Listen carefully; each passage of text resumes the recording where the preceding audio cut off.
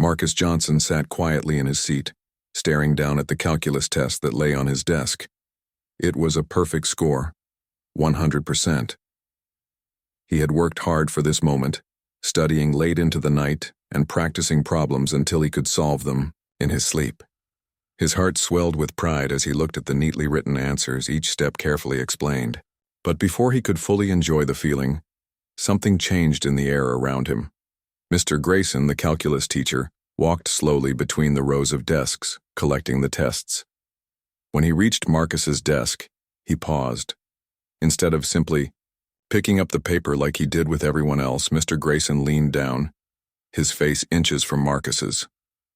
His eyes scanned the sheet, narrowing slightly as if searching for something hidden within the numbers and symbols. Then, without saying a word, he straightened up and continued moving down the row. Marcus felt uneasy, but told himself not to worry. After all, he knew he hadn't done anything wrong. Still, there was something about the way Mr. Grayson lingered at his desk that made him feel like trouble was coming. The bell rang, signaling the end of class. Students began packing their things, chatting excitedly about how difficult or easy they thought the test had been. Marcus joined in briefly with Emily Dawson, his best friend since middle school. She smiled warmly at him, her curly brown hair bouncing as she nodded along to his explanation of one particularly tricky problem. "I'm telling you, Em," Marcus said, grinning. "Once you see the trick they're using, it's actually pretty simple." Emily laughed. "Well, maybe for you, genius. Some of us still need a little more practice." Before Marcus could respond, Mr. Grayson's voice cut through the noise. "Marcus Johnson, stay after class. I need to speak with you." The room fell silent. Everyone turned to look at Marcus, who froze mid-motion, his backpack halfway zipped. For a second, no one moved or spoke. Then slowly the other students began filing out, casting curious glances over their shoulders as they left. Emily gave Marcus a reassuring pat on the arm before stepping outside, leaving him alone with Mr. Grayson once the door clicked shut. Behind the last student, Mr. Harold Grayson turned to face Marcus. His expression was stern, almost angry. He held Marcus's test paper tightly in his hand, crumpling its edges slightly as he gripped it. "Do you want to explain this?" Mr. Grayson asked, holding up the paper so Marcus could see the bright red grade scrawled at the top. "It's my test," Marcus replied cautiously. "I studied really hard for it." Mr. Grayson snorted, shaking his head. "Studied? Really? Because frankly, Marcus, I find that hard to believe. People don't just jump from average scores to perfect ones overnight, not unless they've had some help." Marcus blinked, taken aback by the accusation. "Help? What do you mean?" "You know exactly what I mean," Mr. Grayson snapped. "Cheating. Someone gave you these answers, didn't they? Or maybe you found a way to sneak them in during the exam." "That's not true," Marcus protested, his voice rising. "I did everything on my own." Mr. Grayson crossed his arms, leaning back against his desk. "Oh, really? Then tell me, Marcus, how did you manage to solve question 5? That kind of advanced integration technique isn't something we've covered yet in class." "Are you trying to say you figured it out all by yourself?" "Yes," Marcus insisted. "I read ahead in the textbook and watched videos online. I wanted to challenge myself." Mr. Grayson raised an eyebrow, clearly unconvinced. "Convenient. Very convenient. But let me tell you something, Marcus. People don't rise above their circumstances unless they're hiding something. You might think you can fool everyone, but you can't fool me." Marcus felt his chest tighten. The words stung, cutting deeper than any insult ever had. He opened his mouth to argue further, but nothing came out. How could he defend himself when Mr. Grayson refused to listen? Finally, Mr. Grayson sighed, setting the test paper down on his desk. "Here's what's going to happen. I'll give you another chance, a makeup test. No books, no notes, nothing. If you pass, I'll reconsider your grade. But if you fail..." He trailed off, letting the threat hang in the air. Marcus clenched his fists under the desk, anger bubbling inside him. He wanted to scream, to demand justice, but he knew it wouldn't change anything. Not now, anyway. When the meeting ended, Marcus walked out of the classroom feeling like a weight had been placed on his shoulders. Word spread quickly through the hallways about what had happened. By lunchtime, nearly everyone in school seemed to know that Mr. Grayson had accused Marcus of cheating. Whispers followed him wherever he went, and even friends who usually greeted him warmly now avoided eye contact. Emily tried her best to comfort him. "Don't listen to them, Marcus," she said softly as they sat together in the cafeteria. "You know you didn't cheat. That's all that matters." "But what if no one believes me?" Marcus muttered, poking at his food with a fork. "What if they all think I'm lying?" "They won't," Emily assured him. "Not once they see how smart you really are. You'll prove him wrong, Marcus. I know you will." Marcus appreciated her support, but deep down, he wasn't so sure. Proving himself wouldn't be easy, especially when the odds were stacked against him. Still, as he glanced around the crowded cafeteria, he realized he couldn't give up. Too much was at stake. Not just his reputation, but also the hope that someday people would stop judging him based on stereotypes and start seeing him for who he truly was. And so, with determination burning in his chest, Marcus vowed to fight back, not just for himself, but for every other student who had ever been unfairly doubted because of the color of their skin. After school that day, Marcus sat alone in the library, replaying Mr. Grayson's words in his head. He couldn't shake the feeling of injustice, like he'd been punched in the gut without warning. How could someone accuse him of cheating when all he'd done was work hard? But more than anger, he felt confusion. Why would Mr. Grayson assume he couldn't succeed on his own? That's when Emily found him. She slid into the chair across from him, her backpack thudding softly against the floor. "Hey," she said gently. "You okay?" Marcus shrugged, avoiding her gaze. "Not really. I don't get it, Em. Why does he hate me so much? What did I ever do to him?" Emily frowned, folding her arms on the table. "It's not about you, Marcus. It's about, well, people like him. They see what they want to see, and if they can't explain something, they make up their own reasons." Marcus sighed, rubbing his temples. "But this isn't fair. I didn't cheat. I worked my butt off for that test. Doesn't that count for anything?" "It should," Emily replied firmly, "and we'll make sure it does. But first, we need proof." "Proof?" Marcus asked, looking up. "What kind of proof?" Emily leaned forward, her blue eyes lighting up with excitement. "Remember how the school has cameras in every classroom? If we can check the footage from the day of the test, maybe we can show that you weren't doing anything suspicious." Marcus hesitated. "Do you think they'd let us see the tapes?" "Probably not," Emily admitted. "But we might be able to sneak into the office after hours. My dad works there sometimes. He showed me where they keep the recordings." Marcus raised an eyebrow. "Sneaking into the office? Isn't that risky?" "Only if we get caught," Emily said with a mischievous grin. "Come on, Marcus, do you want to clear your name or not?" Marcus thought about it for a moment. Sneaking into the school office sounded crazy and dangerous, but what choice did he have? Sitting around waiting for things to blow over wasn't going to help. Finally, he nodded. "All right, let's do it." Later that evening, long after the halls had emptied and the sun had set, Marcus and Emily crept through the darkened school building. The fluorescent lights buzzed faintly overhead, casting eerie shadows along the walls. Every creak of the floorboards made them flinch, glancing nervously over their shoulders. "This way," Emily whispered, leading Marcus down a narrow corridor toward the administration office. She pulled a small flashlight from her pocket and shone it on the door handle. "Dad says they usually leave this one unlocked. If not, I brought a paperclip." Sure enough, the door clicked open without resistance. Inside, rows of filing cabinets lined the walls, and a large desk dominated the center of the room. On the far side, a computer monitor sat dormant, surrounded by stacks of papers and folders. Emily tiptoed over to the computer and turned it on. The screen flickered to life, displaying a login screen. "Okay," she muttered, typing carefully. "If I remember Dad's password." Marcus watched anxiously as she entered a series of letters and numbers. After a tense pause, the screen changed, revealing a menu of options. One of them read Classroom Surveillance. "Yes," Emily whispered triumphantly. She clicked on the option and began scrolling through dates and times. "When was your calculus test again?" "Wednesday morning," Marcus replied quickly. Second period. Emily adjusted the settings and soon the screen displayed grainy footage of the classroom. Marcus recognized himself immediately, sitting quietly at his desk, pencil in hand, completely focused on his work. There was nothing unusual about his behavior, no furtive glances, no hidden notes, no suspicious movements. "There," Marcus said, pointing at the screen. "See, I'm just working, no cheating." Emily nodded, smiling. "This is perfect.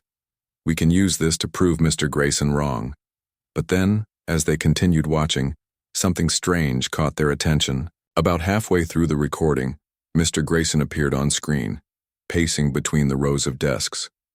At one point, he stopped near Marcus's seat and stared intently at his test paper. For several seconds, he stood motionless, his expression unreadable. Then, without saying a word, he moved on. "What was that about?" Emily murmured, rewinding the clip to watch it again. "I don't know," Marcus said slowly. "But it seems weird, doesn't it? Like he was already suspicious, or maybe even trying to find something to accuse me of." Emily frowned. "Maybe.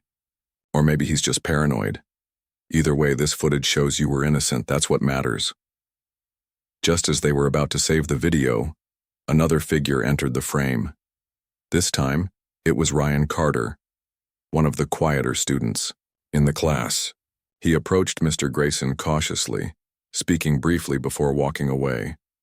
Whatever Ryan had said seemed to unsettle Mr. Grayson, because he glanced back at Marcus's desk with a scowl. "Who's that?" Emily asked, pausing the video.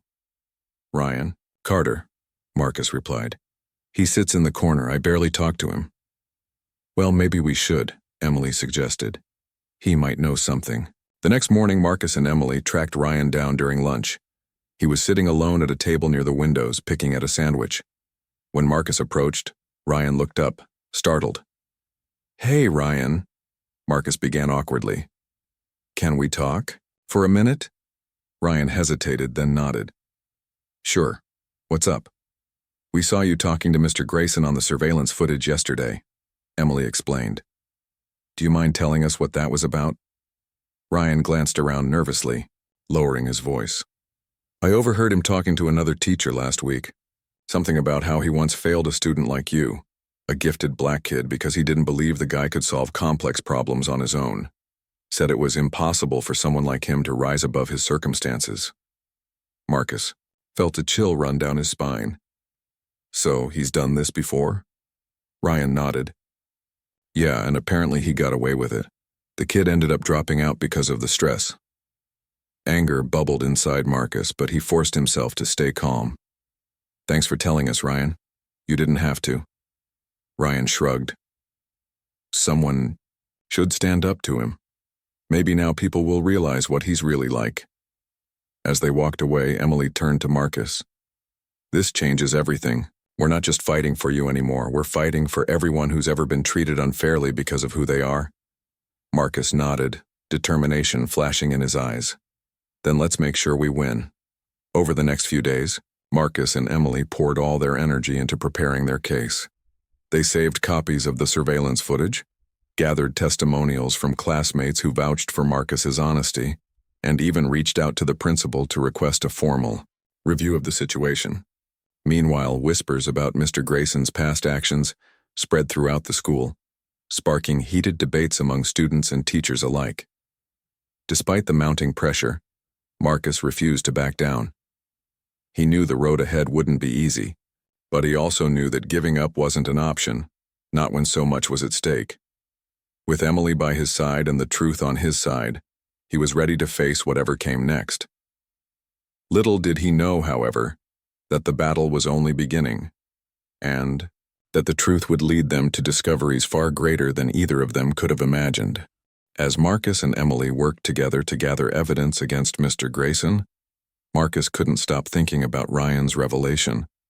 The idea that someone like Mr. Grayson could destroy lives just because of his prejudices made Marcus furious, but it also gave him an even stronger reason to fight back. If he could prove his innocence, maybe he could expose the truth about Mr. Grayson once and for all.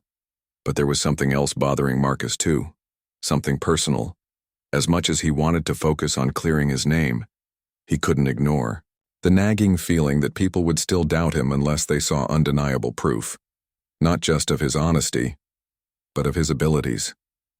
That's when an idea began forming in his mind, an idea so big, so bold that it might actually change everything. "Emily," Marcus said suddenly, interrupting their conversation about how to present the surveillance footage to the principal. "What if I showed them something no one could argue with? Something that proves I didn't cheat and that I'm capable of way more than anyone thinks?" Emily tilted her head, puzzled. "Like what?" Marcus hesitated, glancing around as if checking for eavesdroppers. Then, lowering his voice, he said, "MindLink." Emily blinked. "What's MindLink?" "It's something I've been working on," Marcus admitted, shifting uncomfortably.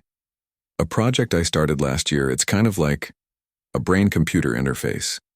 You wear this headset and it helps you process information faster, like supercharging your brain." Emily stared at him, her mouth falling open slightly. Wait, are you saying you invented some kind of genius machine?" "Not exactly," Marcus replied, blushing.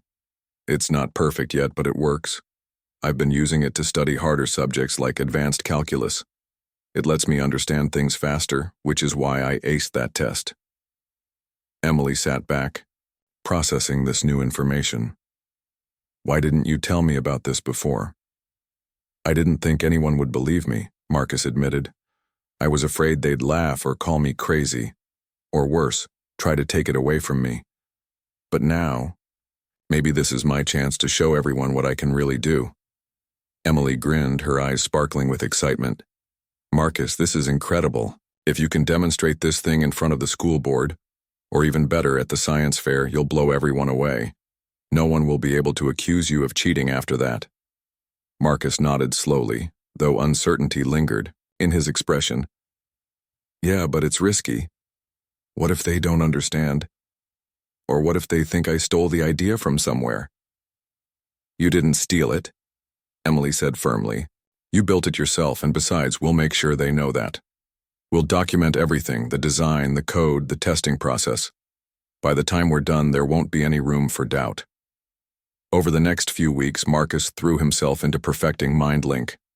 Every evening after school, he and Emily met in his family's garage where he had set up a makeshift workshop. The space was cramped but functional, filled with tools, spare parts, and stacks of notebooks filled with equations and sketches. Marcus explained how the device worked. It used sensors to detect electrical activity in the brain, and then translated those signals into commands that connected directly to digital learning platforms. Essentially, it allowed users to download knowledge almost instantly. "It's not magic," Marcus clarified as Emily watched him tweak the wiring inside the headset. "It doesn't give you answers, it just makes it easier to learn. Like having a personal tutor inside your head." Emily laughed. "Well, sign me up, I could use a little extra help with chemistry." Despite the lighthearted banter, both of them knew the stakes were high. If MindLink worked the way Marcus hoped, it could revolutionize education, not just for him but for students everywhere. But first, he needed to prove it worked at all. To prepare for the demonstration, Marcus ran countless tests, refining the software and making adjustments based on feedback from Emily, who acted as his guinea pig. At first, she struggled to adapt to the strange sensations caused by the headset, but within a few sessions she noticed improvements. She solved math problems faster, remembered facts more easily, and even picked up foreign language phrases with minimal effort. "This is insane," Emily said one night, staring wide-eyed at a screen displaying her progress. "I went from failing Spanish quizzes to mastering conjugations in less than an hour. How is this even possible?" "It's still a prototype," Marcus reminded her. "There's a lot of fine-tuning left to do, but yeah, it's pretty cool." By the end of the month, Marcus felt confident enough to move forward with his plan. With Emily's help, he created a presentation outlining the technology behind MindLink, complete with diagrams, flowcharts, and video clips showing its effectiveness. They practiced his speech over and over until Marcus could deliver it smoothly, even under pressure. The day of the regional science fair arrived sooner than expected. Students from neighboring schools packed into the auditorium, setting up elaborate displays showcasing robots, chemical reactions, and renewable energy projects. Compared to some of the other entries, Marcus's booth looked modest. A simple table with the MindLink headset resting on a stand, surrounded by posters explaining its functions. As visitors wandered through the aisles, Marcus grew increasingly nervous. What if no one took him seriously? What if they dismissed his invention as unrealistic or impossible? But then, as the judging panel approached his booth, he took a deep breath and reminded himself why he was doing this. Not just for himself, but for every student who deserved a fair shot. "Good afternoon," Marcus began, standing tall as he addressed the judges. "My name is Marcus Johnson, and this is MindLink, a neural interface device designed to enhance cognitive performance. Using non-invasive sensors, it connects directly to the user's brainwaves, enabling them to process information at accelerated speeds." One of the judges raised an eyebrow skeptically. "Sounds impressive. Can you demonstrate?" Marcus nodded, gesturing toward the headset. "Absolutely. Let me show you." He handed the device to Emily, who had volunteered to participate in the live demo. After adjusting the fit, she activated the system and began solving a series of complex equations displayed on a nearby monitor. Within seconds, she called out the correct answers, leaving the judges visibly stunned. "How is she doing that?" one of them asked, leaning closer. "It's not giving her the answers," Marcus explained. "It's helping her access the knowledge she already has faster and more efficiently. Think of it like training wheels for your brain." The judges exchanged impressed looks, jotting down notes as Emily continued demonstrating the device's capabilities. When the session ended, applause erupted from the crowd gathered around the booth. For the first time in weeks, Marcus felt a glimmer of hope. Maybe, just maybe, he had found a way to turn the tables on Mr. Grayson and inspire others along the way. But as he packed up his materials at the end of the day, he couldn't shake the feeling that the real battle was yet to come. Proving his invention worked was one thing. Convincing the world to trust him was another challenge entirely. The success of Marcus's demonstration at the regional science fair spread quickly through the school. Students who had once whispered behind his back now approached him with questions about MindLink, their curiosity outweighing their skepticism. Teachers who hadn't paid much attention to him before started asking how he'd managed to create something so advanced. Even Principal Lewis stopped by during lunch one day to congratulate Marcus on his achievement. But despite the growing recognition, Marcus knew the fight wasn't over yet. Mr. Grayson still refused to believe that Marcus was responsible for his own success. And worse, he seemed determined to discredit both Marcus and his invention. Rumors began circulating around the school that Mr. Grayson was telling other teachers Marcus must have plagiarized or hacked someone else's research to build MindLink. Some parents even called the principal, demanding an investigation into whether Marcus had cheated. Marcus tried to ignore the whispers, but it wasn't easy.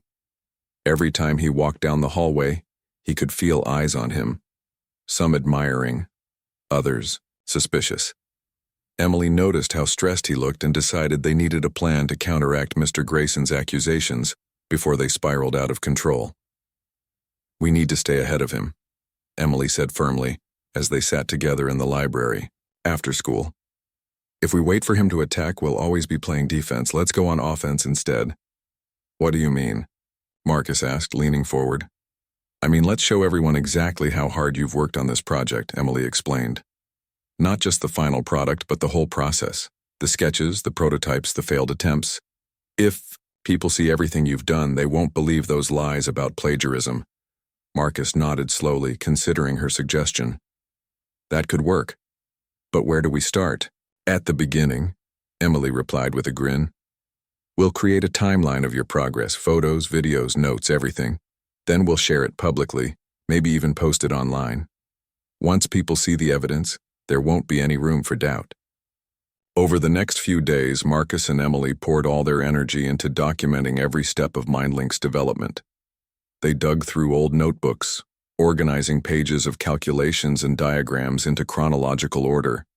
They took photos of the early prototypes, which were little more than tangled wires and mismatched parts, and recorded videos of Marcus explaining how each version improved upon the last. They even included clips of Emily testing the device, highlighting its evolution from a shaky prototype to the polished model showcased at the science fair. By the time they finished, they had created a comprehensive record of Marcus's journey, a digital portfolio that told the story of his invention from start to finish. To make sure it reached as many people as possible, Emily uploaded the entire collection to a public website, complete with captions and explanations written in simple language anyone could understand. "This is amazing," Marcus said, scrolling through the finished site on his laptop.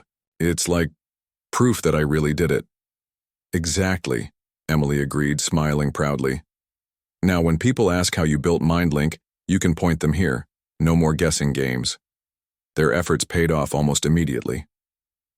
Within hours of posting the website, comments began flooding in, from classmates, teachers, and even strangers who had heard about Marcus's project online. Most were supportive, praising his creativity and determination. A few skeptics questioned whether a high school student could truly develop such advanced technology, but Emily quickly shut them down by linking to detailed descriptions of Marcus's process. One comment, however, stood out from the rest. It came from Dr. Lisa Monroe, a professor of neuroscience at a nearby university.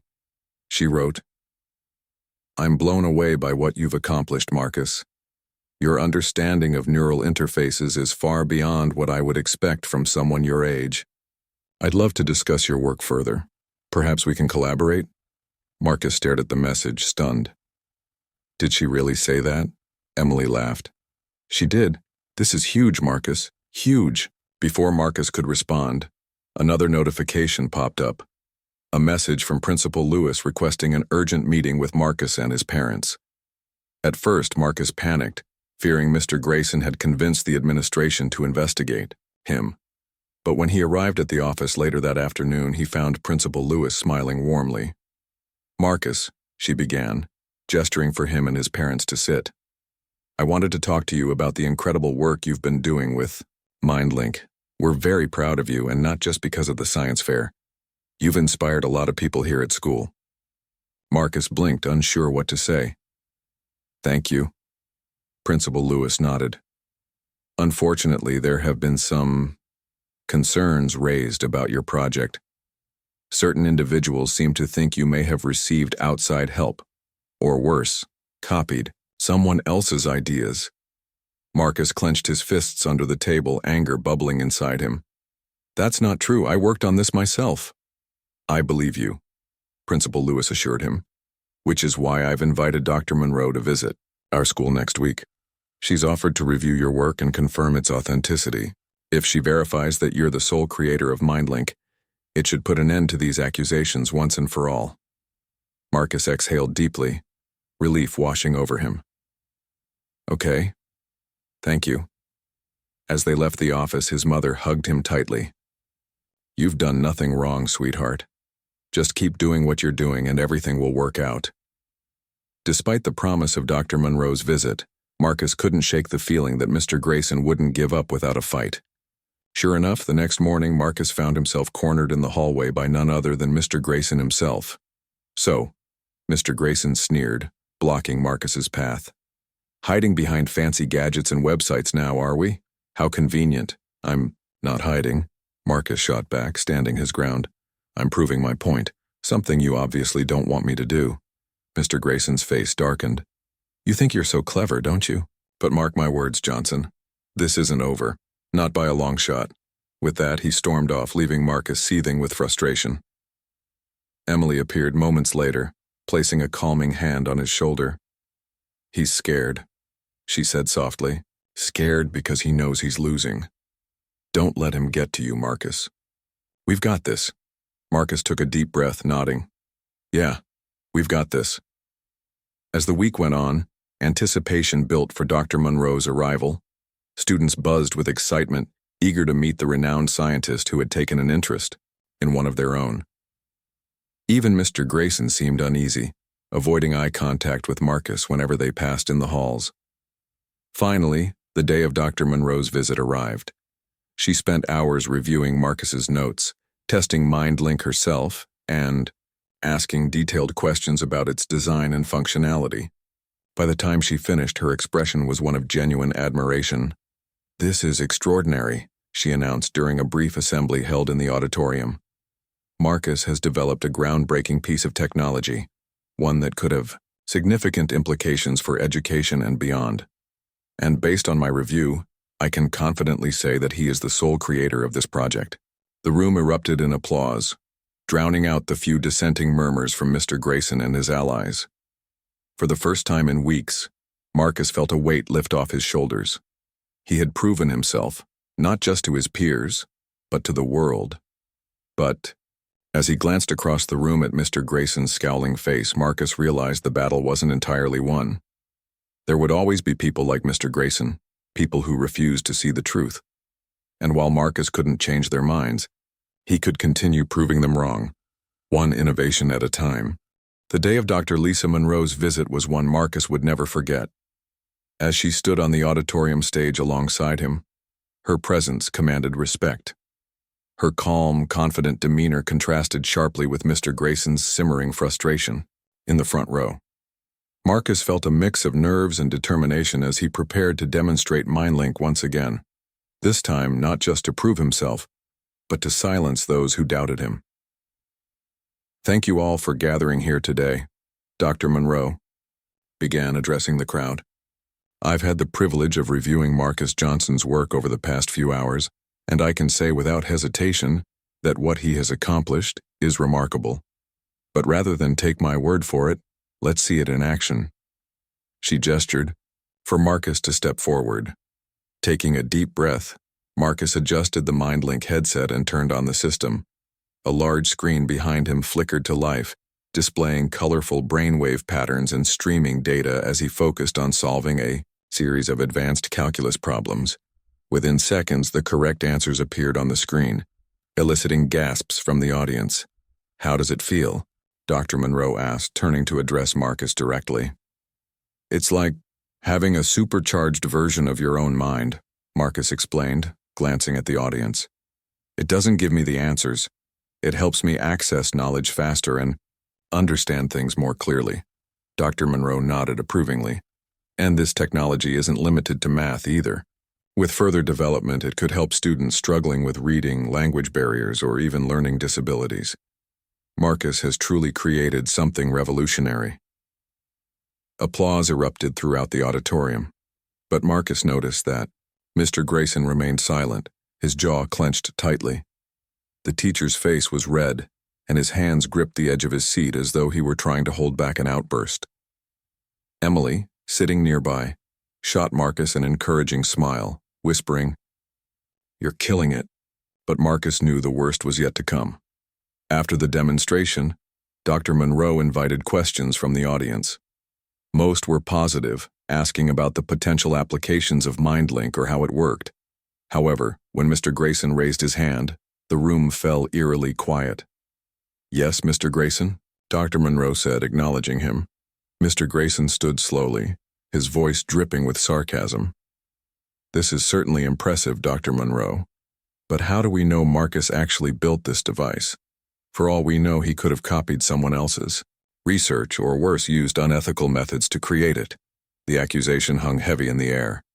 Murmurs rippled through the crowd, some supportive of Mr. Grayson, others defending Marcus. Marcus felt his stomach drop. But before he could respond, Dr. Monroe stepped forward, her tone sharp and firm. "That's a serious allegation, Mr. Grayson," she said, raising an eyebrow. "Have you reviewed the documentation Marcus provided?" "Because I have, and it's clear that every aspect of this project was developed independently. His notes, prototypes, and testing records are all consistent with original work," Mr. Grayson scoffed. "Documentation can be forged. Anyone could fake that." Dr. Monroe crossed her arms, unimpressed.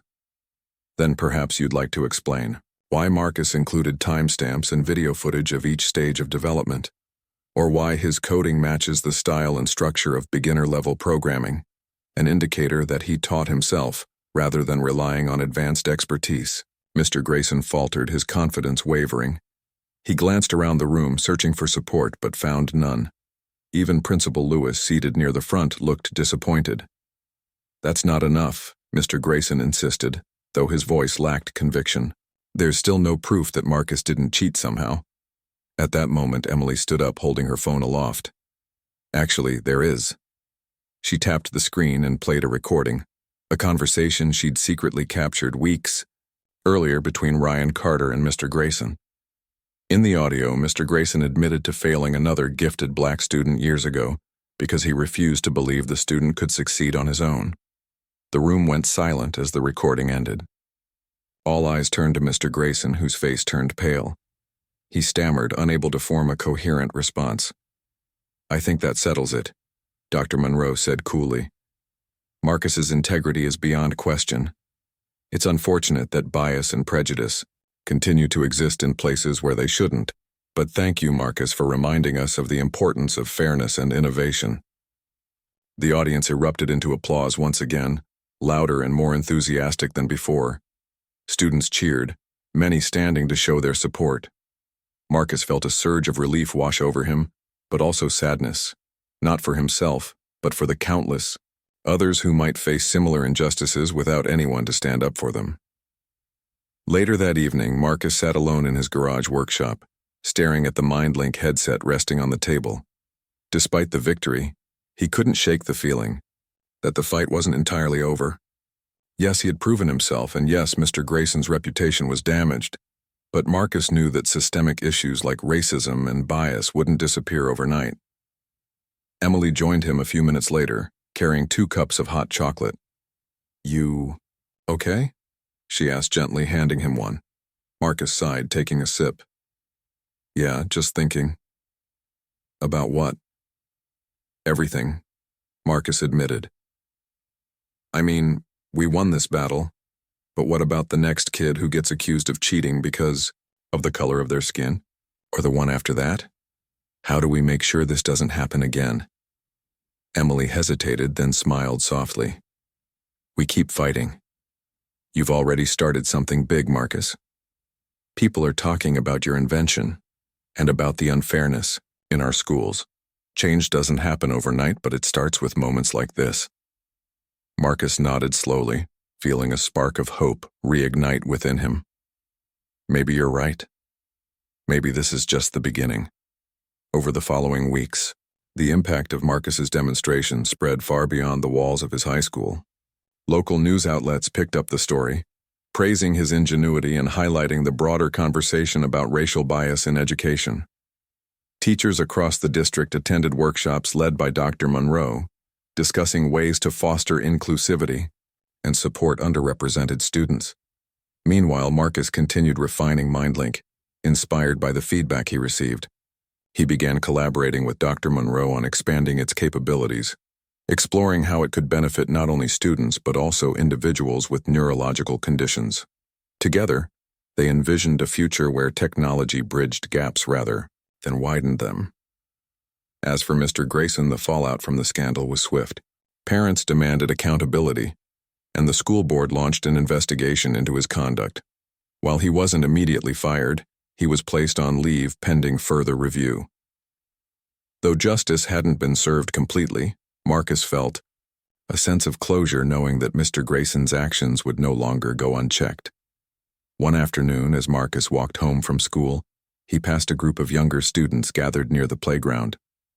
They were laughing and chatting excitedly, pointing at something in the distance.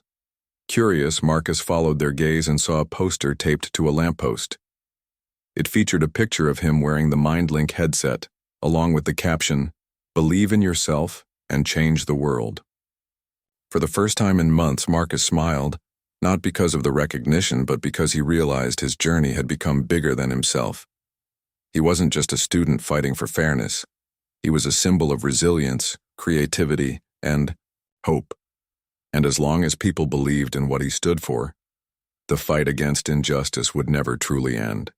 Months had passed since the science fair and Dr. Monroe's visit, but the impact of Marcus's invention continued to grow. What started as a personal project to help himself study harder subjects had transformed into something much bigger, a symbol of hope and progress for students everywhere. MindLink wasn't just a tool anymore, It was a movement. The school district officially recognized Marcus's achievements by awarding him the title of Innovator of the Year. During an assembly held in his honor, Principal Lewis handed him a shiny trophy while the entire student body erupted in applause. For Marcus, it was a surreal moment. Just months earlier, he had been accused of cheating and doubted by nearly everyone around him. Now he stood at the center of attention, not because of controversy, but because of his talent and determination. As Marcus accepted the trophy, he looked out at the sea of faces in the auditorium. He saw Emily sitting near the front, beaming with pride. He spotted Ryan Carter giving him a thumbs up, and even some of the teachers who had once dismissed him now smiled warmly. But most importantly, he noticed the younger students watching intently, their eyes wide with admiration. They weren't just celebrating Marcus. They were inspired by what he represented, the idea that anyone could achieve greatness if given a fair chance. In his acceptance speech, Marcus spoke from the heart. When I first started working on MindLink, I didn't think about awards or recognition. I just wanted to make learning easier, for myself and for others who might struggle like I did. Along the way, I faced challenges I never expected, accusations, doubt, even prejudice. But none of that stopped me because I believed in what I was doing. He paused, scanning the crowd. I want every student here to know this. Don't let anyone tell you that you can't succeed. If you work hard and stay true to yourself, you'll find a way to prove them wrong. And when you do, use your success to lift others up. That's how we create a better future, for ourselves and for the next generation. The audience erupted into cheers again, many students standing to show their support. Even Principal Lewis wiped away a tear, moved by Marcus's words. As the ceremony ended, several students approached Marcus to congratulate him, asking questions about MindLink and sharing their own dreams of making a difference. Outside of school, Marcus's life was busier than ever. With Dr. Monroe's guidance, he began presenting MindLink at conferences and workshops across the country. Scientists, educators, and policymakers praised his invention, calling it a groundbreaking step toward making education more accessible. Some even suggested it could revolutionize classrooms worldwide, helping students overcome barriers they once thought insurmountable. But despite the growing fame, Marcus remained humble. He knew that none of this would have been possible without the support of those who believed in him, especially Emily. She continued to stand by his side, offering advice and encouragement whenever he needed it. Together, they worked tirelessly to improve MindLink, adding new features and testing its capabilities in real-world settings. One evening, as they sat together in Marcus's garage workshop, Emily leaned back in her chair and sighed. You've come so far, Marcus. I'm really proud of you. Marcus smiled, setting down a soldering iron. Thanks, Em. I couldn't have done any of this without you. You're the reason I kept going when things got tough. Emily shook her head. No, you kept going because you're strong. This is all you, but I'm glad I could help. They shared a quiet laugh, the kind that comes from knowing they'd been through something unforgettable together. For a moment, the weight of everything, the accusations, the stress, the long nights, felt lighter. They had fought hard, and they had won. Back at school, changes were happening too. The scandal surrounding Mr. Grayson led to a district-wide review of teaching practices with a focus on addressing bias and promoting inclusivity. Teachers attended mandatory training sessions, and new policies were implemented to ensure fairness in grading and discipline. While these efforts wouldn't erase years of inequality overnight, they marked an important step forward. For Marcus, seeing these changes unfold was rewarding, but it also reminded him of how much work still lay ahead. One afternoon, as he walked home from school, he passed a group of kids playing basketball at the park. One of them, a younger black boy wearing a backpack, called out to him, "Hey, aren't you Marcus? The guy with the brain machine?" Marcus stopped, surprised. "Yeah, that's me." "That's so cool," the boy said, grinning. "Do you think someone like me could invent something like that someday?" Marcus knelt down to meet the boy's gaze. "Absolutely. Anyone can do amazing things if they put their mind to it. Just keep dreaming big, okay?" The boy nodded eagerly, his smile widening. As Marcus continued walking, he felt a renewed sense of purpose. His journey wasn't just about proving himself. It was about showing others that they could do the same. Years later, when Marcus looked back on his high school days, he realized how much had changed, not just in his life, but in the world around him. MindLink had evolved into a widely used educational tool, adopted by schools and universities across the globe. Stories poured in from students whose lives had been transformed by the device, many of whom credited Marcus with inspiring them to pursue their passions. But perhaps the greatest legacy of Marcus's story wasn't the invention itself. It was the message it carried. By refusing to give up in the face of adversity, he had shown countless others that they too could rise above stereotypes and limitations. He had turned a personal struggle into a universal call for justice and equality. On the day Marcus graduated, from college with honors no less, he received a letter from Dr. Monroe. In it, she wrote, "Marcus, when I first met you, I saw potential. But what I didn't realize was how much courage you possessed. You didn't just build an incredible invention. You built a bridge for others to cross. Thank you for reminding us all that innovation isn't just about technology, it's about humanity. Keep changing the world." Dr. Lisa Monroe. Tears welled up in Marcus's eyes as he read the note. It was a reminder that his journey wasn't over. It was only beginning. And as he stepped onto the stage to receive his diploma, surrounded by friends, family, and mentors, he knew one thing for certain. The fight against injustice might never truly end, but neither would the power of belief in oneself and in others. With that thought, Marcus smiled, ready to take on whatever came next.